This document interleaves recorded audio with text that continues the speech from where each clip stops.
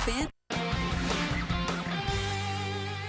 The extermination of 6 million Jews by Nazi Germany during the Holocaust is one of the most horrendous acts of injustice in all of history. But history often fades with time, and it's important to never forget the suffering that took place in the face of evil. The genocide of World War II took the lives of nearly two-thirds of the Jewish population living in Europe before the start of the war. One of the most brutal and terrifying locations during the Holocaust was the concentration camp in Auschwitz, the largest in size, consisting of 3 main camps and more than 35 subcamps. From 1942 until late 1944, more than 1.3 million Jews were transported to the concentration camp in Auschwitz. 1.1 million would never leave. Each person who entered was stripped of his or her identity, indicated only by a number tattooed on the arm. The conditions, unimaginable. Barracks intended to house horses now were filled with hundreds of innocent lives, forced labor required by everyone, including children, for unbelievable lengths of time. By 1943, crematories and gas chambers made Auschwitz an industrialized killing machine, taking the lives of nearly 6,000 people a day. For those who weren't murdered in mass killings, they would die of starvation, infectious diseases, individual executions, and medical experiments. On January 27, 1945, the few that survived the camp were liberated. But by then, more than 6 million Jews had been killed in Nazi-occupied Europe, over 1 million of them from Auschwitz. Today, Auschwitz remains as a memorial, a silent reminder of the horrors that once existed on the land, and a tribute to the millions whose souls were lost there, but never forgotten. On January 27, 2014, Israel's parliament will be joined by Holocaust survivors for a historic meeting on the grounds of Auschwitz to mark the International Holocaust Remembrance Day and make a very powerful statement against anti-Semitism. The event is organized by Jonny Daniels, founder and executive director of From the Depths. Jonny joins me now. This day is going to bring more than half the members of the Knesset, and by the time it actually comes, could be almost all of them. They will be accompanied by Holocaust survivors, going back to what is for many of them an unthinkable horror. But this is personal to you. Tell me why. You know, it's very difficult to talk about, but my family and my wife's family were part of those that were killed in the Holocaust. My great-grandparents were lucky enough to survive and escape to England. My wife's grandparents were not that lucky. My wife, her grandfather survived.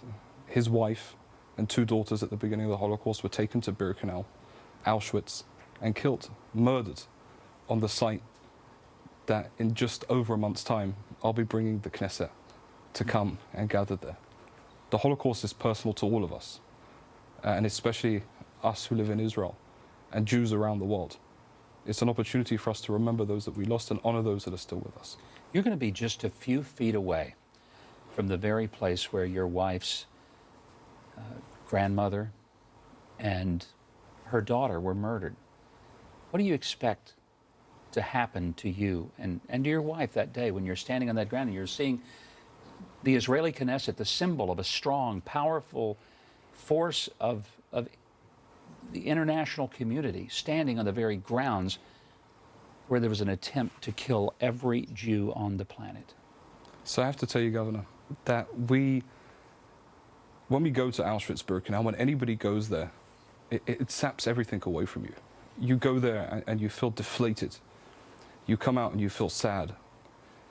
This, I honestly believe, is going to be one of the few occasions that you're going to come out of Auschwitz feeling rejuvenated. You're going to come out there feeling strong and empowered.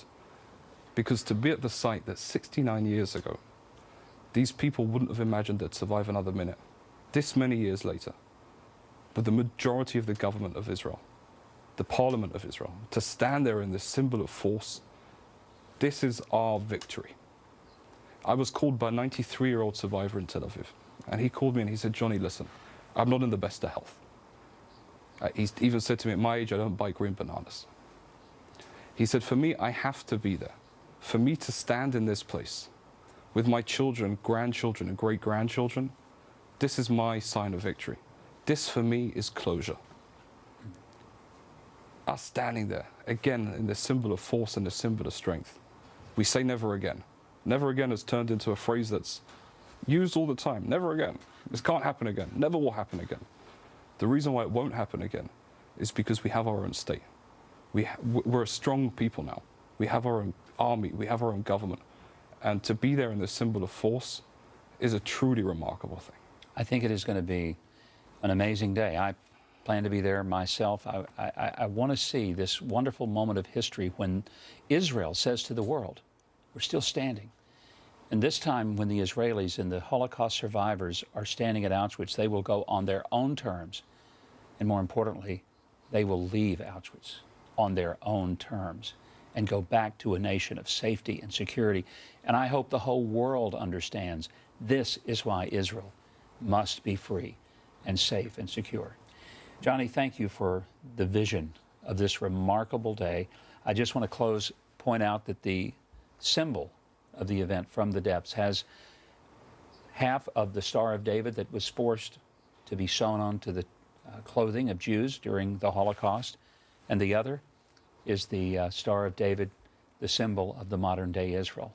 What a wonderful reminder that out of the depths, God has raised Israel up again.